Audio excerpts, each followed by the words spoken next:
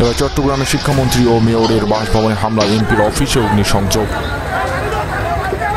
চট্টগ্রামের শিক্ষামন্ত্রী মহিবুল হাসান চৌধুরী নওফেল ও Chattogram city corporation Chasik mayor M Rezaul Karim চৌধুরীর বাসভবনে হামলা চালিয়েছে আন্দোলনকারীরা। বৈষম্য বিরোধী ছাত্র আন্দোলনের ডাকা বিক্ষোভ সমাবেশ শেষে মিছিল নিয়ে যাওয়ার সময় শনিবার সন্ধ্যায় এই হামলা চালানো হয়। শিক্ষামন্ত্রী চশমা হিলের বাসভবনে দুটি গাড়ি ভাঙচুর এবং বাসার ভেতর ঢুকে আসবাবপত্র ভাঙচুর করা হয়। অন্যদিকে মেয়র রেজাউল করিম চৌধুরীর বহদ্দার হাটের বাসায় হামলা ও ইটপাটকেল নিক্ষেপ ও ভাঙচুর চালানো হয়। পরিস্থিতি নিয়ন্ত্রণে আনতে পুলিশ লাঠিচার্জ ও টিয়ার সেল ছুড়ে এ সময় গোলাগুলির শব্দ শোনা যায়। হামলার সময় মেয়র রেজাউল করিম চৌধুরী তার বাসভবনে ছিলেন। এর আগে বিকালে আন্দোলনকারীরা নগরের লালখান বাজার এলাকায় চট্টগ্রাম 10 আসনের এমপি মহিউদ্দিন বাচ্চুর অফিসে অগ্নিসংযোগ করেন। পুলিশ ও প্রত্যক্ষদর্শী সূত্র জানায়, বৈষম্য বিরোধী ছাত্র আন্দোলনের ডাকা কর্মসূচিতে শনিবার বিকাল 3টা থেকে চট্টগ্রামের নিউ মার্কেট মোড়ে জড়ো হতে থাকে শিক্ষার্থীরা। এ সময় তাদের সঙ্গে যোগ দেন বিভিন্ন শ্রেণী পেশার মানুষ ও অভিভাবকরা। প্রায় 2.5 ঘন্টা অবস্থানকালে এ এলাকায় যানবাহন চলাচল বন্ধ হয়ে যায়। বিক্ষোভে অংশ নেওয়া প্রায় সবার হাতে ছিল লাঠিসোঁটা।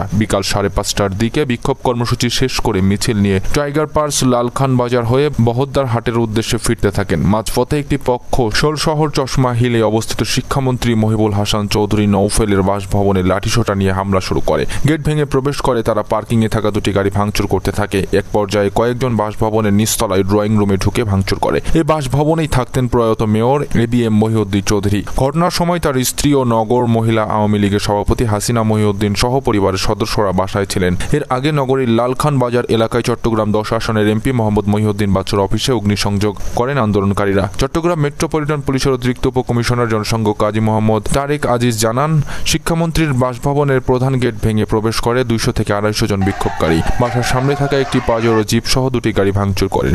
নিচের তলায় ড্রয়িং রুমেও ভাঙচুর চালানো হয়।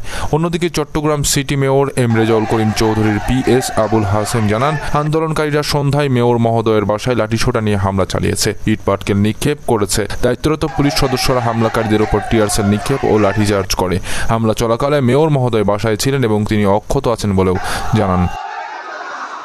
এছাড়াও এদিকে নোয়াখালীতে আওয়ামী লীগ কার্যালয় ভাঙচুর করেছে এবং আগুন জ্বালানো হয়েছে। সারা দেশে শান্তিপূর্ণ আন্দোলনে হামলা, মামলা ও খুনের প্রতিবাদে কোটা বিরোধী আন্দোলনকারীদের 9 দফা দাবিতে ডাকা বিক্ষোভ মিছিল এবং সমাবেশ থেকে নোয়াখালী জেলা আওয়ামী লীগের কার্যালয়ে হামলা, অগ্নিসংযোগের অভিযোগ উঠেছে। একই সঙ্গে সুধারাম মডেল থানায় ইটপাটকেল নিক্ষেপ ও গুলি করার অভিযোগ করেছে জেলা পুলিশ। শনিবার বিকেল 4:15 থেকে 5টা পর্যন্ত জেলা শহর মাইজদির টাউন হল মোড় এলাকায় আওয়ামী লীগ কার্যালয়ে 2 দফায় হামলা চালায় তারা। প্রত্যক্ষদর্শীরা জানান, দুপুর 2:30টার দিকে জেলা শহর মাইজদি বিবি কনভেনশন হলের সামনে প্রধান সড়কে জড়ো হয় কোটা বিরোধী আন্দোলনকারীরা। সেখান থেকে মিছিল নিয়ে পুরাতন বাস স্ট্যান্ড এলাকার সুপার মার্কেটের সামনের প্রধান সড়ক অবরোধ করা হয়। পরে তারা মিছিল নিয়ে টাউন হল মোড় দিয়ে মিছিল নিয়ে যাওয়ার সময় প্রথম দফায় জেলা আওয়ামী লীগ কার্যালয়ে ইটপাটকেল নিক্ষেপ করে জিলা স্কুল পর্যন্ত চলে যায়। পরবর্তীতে আবারও জিলা স্কুল এলাকা থেকে পুনরায় পিছনে এসে জেলা আওয়ামী লীগ কার্যালয়ের মূল ফটকের কলাপসিবল গেট ভাঙচুর করে ভিতরে ঢুকে নিচতলার ব্যানার ও পোস্টার ছিঁড়ে ফেলে অগ্নিসংযোগ করে। এ সময় তারা বিভিন্ন স্লোগান দিতে থাকে।